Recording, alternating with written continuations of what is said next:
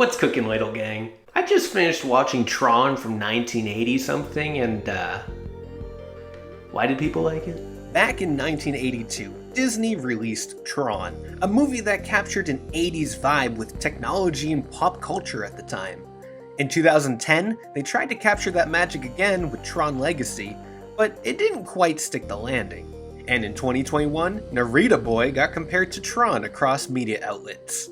So I had to as well. Narita Boy is an action platformer Metroidvania, where you, Narita Boy, must save the digital world from evil stallions. The game started as a Kickstarter back in 2017 and was slated for an end of 2018 release. It released in March 2021. Hey, at least it came out. That's more than I can say about Metroid Prime Pinball 2. Where are you? The game's backers were patient, and they had every right to feel safe and secure with their backing.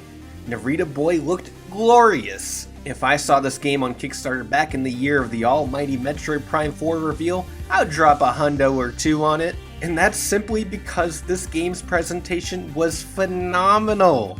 The art style, the animations, the music, oh, the music!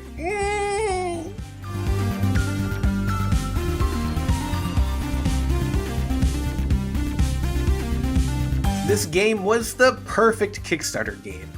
It was gorgeous, it was nostalgic, and it looked seemingly fluid. And fortunately for the developers, since they were on Kickstarter, they could control how much and what specific gameplay is shown. And it's pretty well known that Kickstarter games' gameplay is almost always similar to my relationship with my uncle in jail, lacking.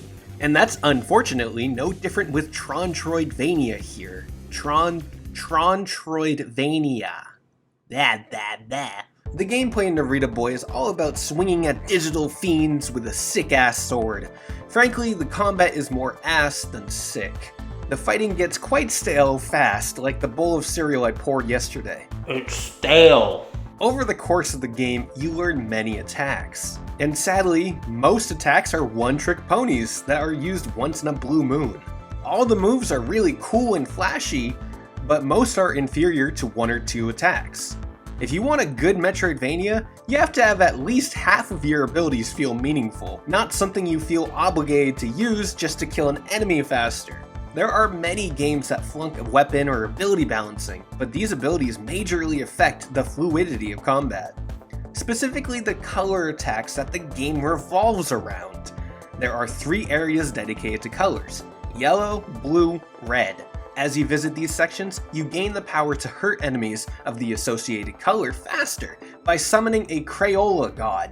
The ball buster with this is that it takes a few seconds to summon these gods to help you, and switching between them takes time, so once you're fighting enemies of multiple colors later in the game, you have to stop fighting to switch crayon gods. It's tedious, slow, and is unnecessary idle time, like my uncle's divorce. To me, a great Metroidvania eliminates idle time almost entirely outside of maps and menus. Narita Boy fails this. Plus, the color mechanic just makes me think of Recore. Don't be like Recore. But hey, we don't play Metroidvanias for the combat, right? Thank you, I know I'm hilarious. I previously emphasized the word Metroidvania in bold font, italics, underline, and whatever punctuation additions that cite a farce. This emphasis is because the main reason I bought this Daft Punk game was because the media kept calling it Metroidvania. Especially IGN, where Mitchell Saltzman criticized the amount of backtracking present in the game, which just screams Metroidvania amateur to me. So I was excited, and when I started playing, I found out it's only a game with Metroidvania elements, specifically minimal, and I mean minimal, backtracking. It's primarily an action platformer. It's comparable to Metroid Fusion, and that's okay. I'm not one to jump the gun and criticize games journalists unlike so many do, but the media really needs to understand what makes a Metroidvania. That word gets thrown around a bit too freely since the spike in popularity of the genre, but that's another topic entirely, that's another video. As mentioned prior, the game is split up in mostly 3 sections: yellow, blue, red. Yellow is first, and it's quite fantastic actually. It starts strong with an intriguing story that ends with a climatic western showdown with some jammin' tunes. It's honestly a real treat. I had such a blast in the Yellow Zone. And then the rest of the game happens. The Yellow sector is unique and exciting. The blue, the red, and the rest of the game afterwards is underwhelming, monotonous, and uninspired.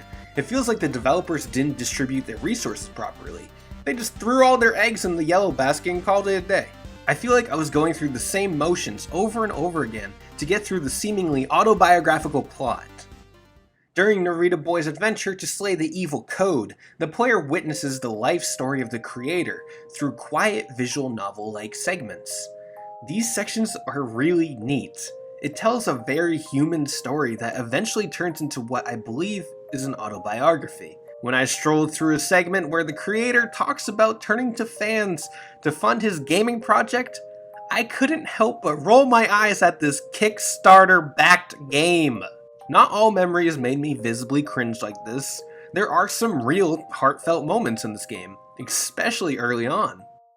Besides my personal issues and some bloated text that was obviously written with a thesaurus on hand, the story is pretty alright. This digital world you explore is truly intriguing. It complements the presentation very well. I've gone on trudging this game through the mud for most of this video here, so let me give it some love because this game's presentation is truly on another level. Narita Boy carries an art style that will be etched into my memory until I'm 6 inches under. The beautiful pixelated art style that give 99% of other art styles a run for their money. And the music, oh my god, the music! Composed by Salvinsky is a jam from start to finish. There wasn't a single song that I grew tired of. It's tough to not recommend this game because it's a marvel to behold. It has me cheering for the developers. I want a sequel, or just another game from them. I want them to recognize their missteps with the combat, learn from their mistakes, and create a game that matches the exceptional quality of the presentation. But as for this entry, Narita Boy is only special to look at, not to play. If you're looking for a Metroidvania, this ain't it, Chief. Just watch a playthrough instead. Now that we've talked about Narita Boy's issues, can we talk about Tron's issues, because that movie wasn't really good. I think Tron Legacy might be the better movie. That's a take, isn't it? I mean, one of them has Daft Punk, so I think it's obvious which one's better. Saving the world, Narita Boy.